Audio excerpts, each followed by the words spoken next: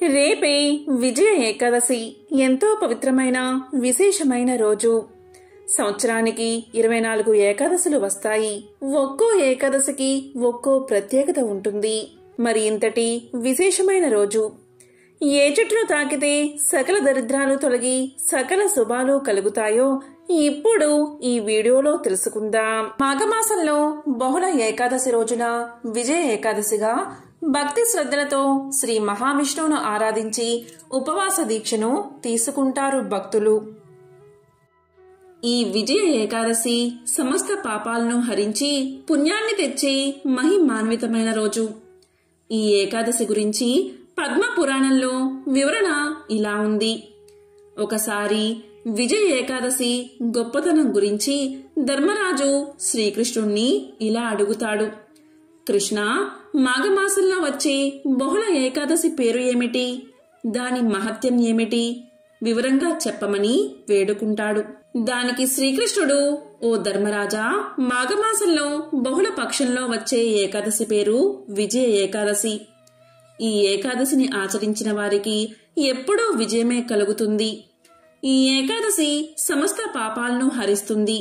ఈ విజయ ఏకాదశి గురించి ఒకసారి నారదుడు బ్రహ్మదేవుణ్ణి అడుగుతాడు. అప్పుడు నారదునితో బ్రహ్మదేవుడు ఇలా చెప్తాడు. నారదా, ఎంతో పవిత్రమైన విజయ ఏకాదశి గురించి నువ్వు అడిగావు.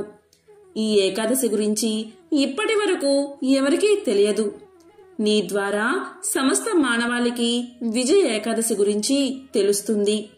విజయ ఏకాదశి పవిత్రతను తెలిపే ఒక కథ చెప్తాను, శ్రద్ధగా విను అంటూ బ్రహ్మదేవుడు నారదుడికి ఇలా చెప్పడం ప్రారంభించాడు. నారదా, రామాయణం నీకు తెలుసు కదా. దానిలో రాముడు 14 సంవత్సరాలు తపోవనంలో తిరిగాడు. అరణ్యవాసంలో శ్రీరామచంద్రుడు సీతా లక్ష్మణ సమేతుడై గోదావరి నదీ తీరంలో పంచవటి యందు చాలా కాలం నివసించాడు. అక్కడ నివసించే సమయంలో రావణుడు మారువేషంలో సీతాదేవిని అపహరించాడు. సీతాదేవిని వెతుకుతూ రాముడు వెళ్తూ ఉండగా మార్గమధ్యలో మరణించడానికి సిద్ధంగా ఉన్న జటాయువు కనిపించి రాముడికి సీతాదేవి వృత్తాంతం మొత్తం చెప్పి మరణించింది. తరువాత శ్రీరాముడు సీతను వెతికే క్రమంలో సుగ్రీవుడితో స్నేహం, హనుమంతుడు లంకకు నిప్పు పెట్టడం, సీతామాత యొక్క జాడ కనుక్కోవడం జరిగింది. హనుమంతుడి మాటలు విన్న రాముడు సుగ్రీవుడి అనుమతి తీసుకుని లంకపై యుద్ధానికి బయలుదేరాడు.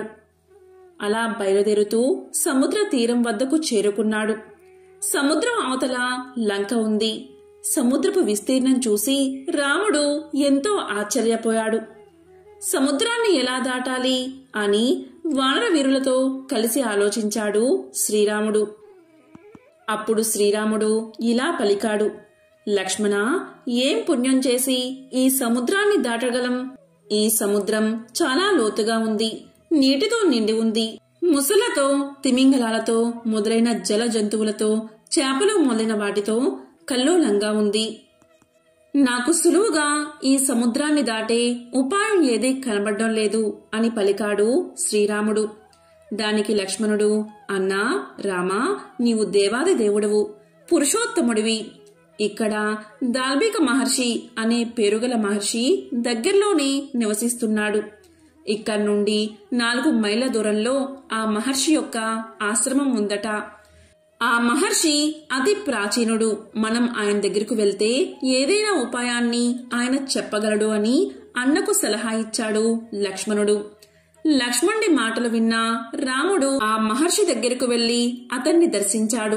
శ్రీ మహావిష్ణువుకు దేవతలందరూ ఎలా అయితే నమస్కారం చేస్తారో అలా రాముడు ఆ మునీంద్రుడికి నమస్కారం చేశాడు.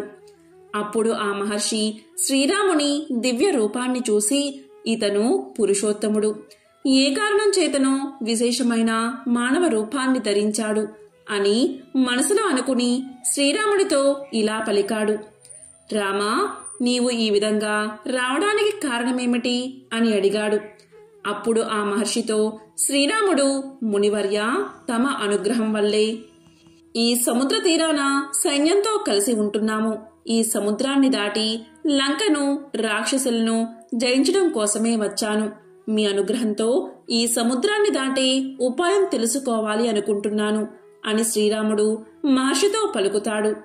ఆ మాటలు విన్న మహర్షి శ్రీరాముడితో, రామా, వ్రతాలన్నిటిలోకి ఉత్తమమైన వ్రతం ఉంది. దాన్ని నీకు ఉపదేశిస్తాను. దాన్ని నీవు ఆచరిస్తే నీకు త్వరగా విజయం లభిస్తుంది. లంకను జయిస్తావు, రాక్షసులను సంహరిస్తావు, గొప్ప కీర్తిని పొందుతావు. ఏకాగ్రతమైన మనసుతో శ్రద్ధగా ఆ వ్రతాన్ని ఆచరించు. రామా, ఆ వ్రతం గురించి చెప్తాను, శ్రద్ధగా విను అంటూ ఇలా చెప్పారు. మాఘమాసం బహుళపక్షంలో వచ్చే ఏకాదశికి విజయ ఏకాదశి అని పేరు. ఈ ఏకాదశి వ్రతం నీవు ఆచరిస్తే నీకు విజయం తప్పకుండా లభిస్తుంది. వానలతో కలిసి సముద్రాన్ని దాటగలవు. కాబట్టి రామా, నేను చెప్పిన ప్రకారం నీవు సేనా నాయకులతో కలిసి పట్టుదలతో శ్రద్ధగా ఈ విజయ ఏకాదశి వ్రతాన్ని ఆచరించు. నీకు తప్పకుండా విజయం లభిస్తుందని మహర్షి తెలియచేశాడు. అప్పుడు శ్రీరామచంద్రుడు మహర్షి చెప్పినట్లు యథావిధిగా వానర సైన్యంతో కలిసి విజయ ఏకాదశి వ్రతాన్ని ఆచరించాడు. ఈ ఏకాదశి వ్రతం పూర్తయిన వెంటనే రాముడు వానర సైన్యంతో కలిసి వారధిని నిర్మించాడు. లంకలోకి ప్రవేశించి రావణుణ్ణి సంహరించి విజయాన్ని పొందాడని నారదునికి బ్రహ్మదేవుడు చెప్పాడని ధర్మరాజుకు శ్రీకృష్ణుడు వివరించాడు.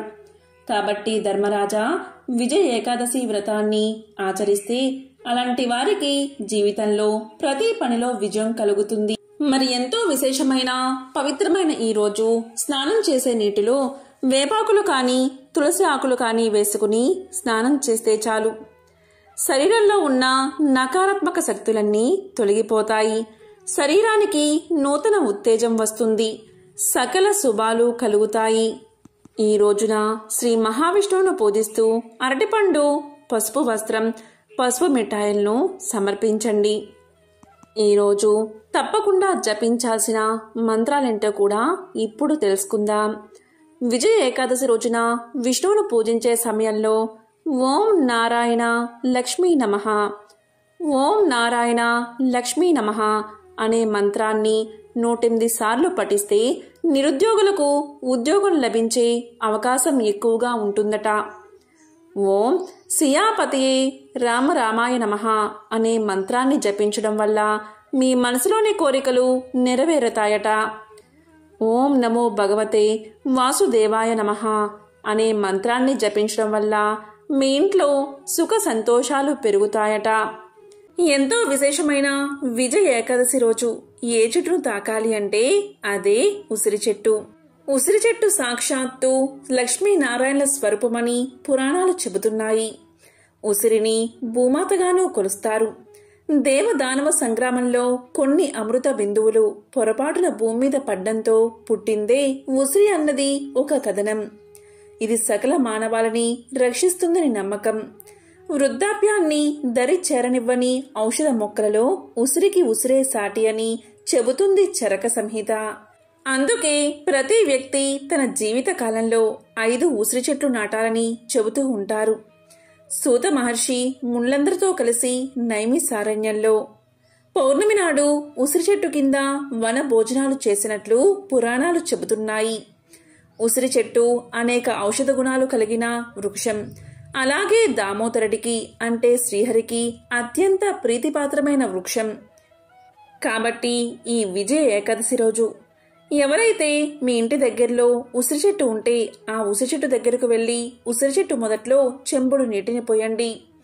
అలాగే ఉసిరి చెట్టుకు నమస్కారం చేసుకుని ఉసిరి చెట్టు చుట్టూ ప్రదక్షిణలు చేసి మీ మనసులోని కోరిక చెప్పుకోండి.